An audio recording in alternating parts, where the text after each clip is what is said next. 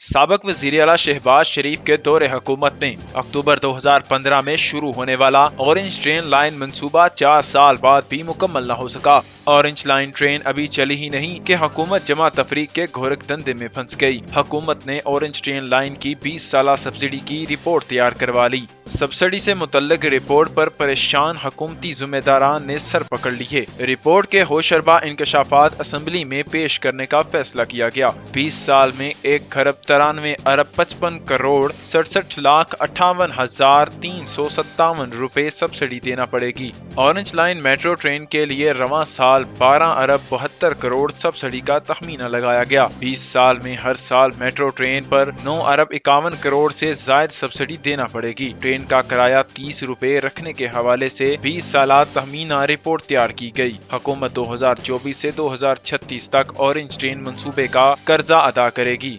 9,53 से जायद का मकरूज पंजाब सालाना 6,28 सूद देगा। हुकूमत 12 साल तक सालाना 62.40 मिलियन डॉलर कर्ज पर सूद अदा करेगी।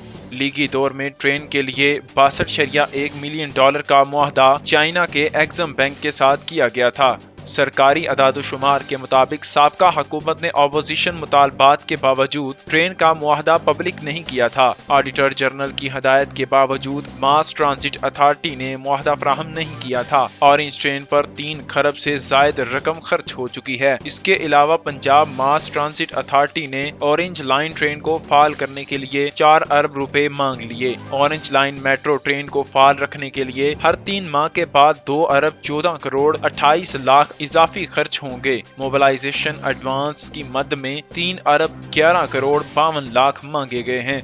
बिजली की खपत और वासिया सहूलियात सिक्योरिटी के लिए 67,98,00,000 रुपए मांगे गए हैं। ऑपरेशन किराया और सफाई के अमले के लिए 48 करोड़ रुपए की डिमांड की गई है। 162 अरब की इब्तदाई लागत से शुरू होने वाला मंसूबा अपनी लागत और तकमील की मुतअद्दिद डेडलाइंस अबूर कर चुका है।